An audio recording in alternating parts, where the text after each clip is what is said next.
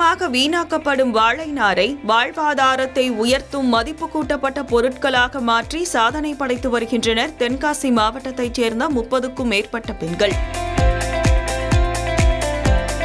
சங்கரன்கோவில் உழவர் சந்தையில் நபார்டு திட்டத்தின் கீழ் இணைந்து செயல்படும் இப்பெண்கள் வாழை நாரை பயன்படுத்தி பல்வேறு கைவினைப் பொருட்களை தயாரித்து விற்பனை செய்து வருகின்றனர்.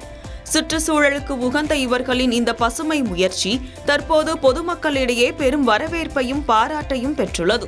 இங்குள்ள பெண்கள் வாழை மரத்தின் நார்களை சுத்தம் செய்து இயற்கை முறையில் பதப்படுத்தி தங்களின் கைவினை திறமையால் 100க்கும் மேற்பட்ட வகையான தயாரிப்புகளை உருவாக்கி வருகின்றனர்.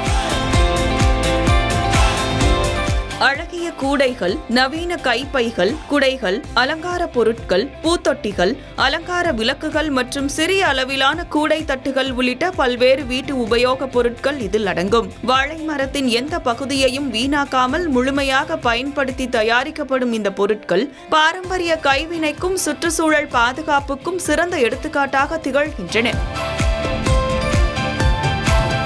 இங்கு தயாரிக்கப்படும் பொருட்களுக்கு தமிழகத்தின் பல்வேறு பகுதிகள் மட்டுமின்றி கேரளா உள்ளிட்ட அண்டை மாநிலங்களிலும் நல்ல வரவேற்பு கிடைத்து வருகிறது. மேலும் இவர்களின் சில தயாரிப்புகள் வெளிநாடுகளுக்கும் ஏற்றுமதி செய்யப்பட்டு வருவது இப்பெண்களின் உழைப்பிற்கும் திறமைக்கும் கிடைத்துள்ள அங்கீகாரமாக கருதப்படுகிறது.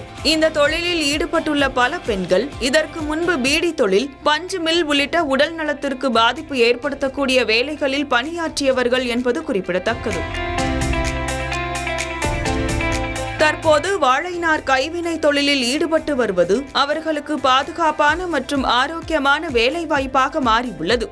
இதில் எந்தவிதமான உடல் பாதிப்பும் இல்லை என்றும் முழுக்க உழைப்பும் கைவினை திறமையும் மட்டுமே தேவைப்படும் இத்தொழில் மூலம் தங்களுக்கு நல்ல வருமானம் கிடைப்பதாகவும் இப்பெண்கள் நம்பிக்கையுடன் தெரிவிக்கின்றனர். இது நல்ல ஒரு இதாக இருக்குது, தொழிலுக்கு வருமானமாக இருக்குது, நல்ல இது உடம்புக்கும் ஒன்றும் செய்யாது, இது இயற்கையான உள்ளது. இது பீடி தொழில், பஞ்சு நூலில் மில்லில் வேலை பார்த்தவங்களாம் அங்கே வந்திருக்காங்க. அது பஞ்சு இது ஒத்துக்கிடலை, அது நோய் வருது அப்படிங்காங்க, மூக்கில் பஞ்செல்லாம் போய் சேர மாட்டேங்கி அப்படின்னு. இப்போ இது எங்களுக்கு நல்லா ஒன்றுமே செய்யாது, உடம்புக்கும் நல்லா இது குளிர்ச்சியாக இருக்கும், இந்த வெயிலுக்கெல்லாம் நல்லாயிருக்கும். அப்பப்போ தான் நினச்சி பின்னுவோம், நல்லா பின்னுறதுக்கும் நல்ல ஒரு இன்ட்ரெஸ்ட்டாக இருக்கும்.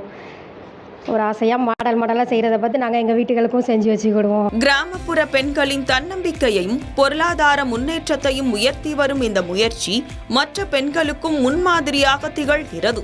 இந்நிலையில் சங்கரன்கோவில் உழவர் சந்தையில் பணிபுரியும் பெண் தொழிலாளர்கள் இந்த வாழைநார் கைவினை தொழிலை தமிழக அரசு ஏற்று நடத்தி மாநிலம் முழுவதும் உள்ள பெண்களுக்கு ஒரு சுய தொழில் திட்டமாக கொண்டு வர வேண்டும் என தமிழக முதலமைச்சர் விஜய்க்கு கோரிக்கை விடுத்துள்ளனர்.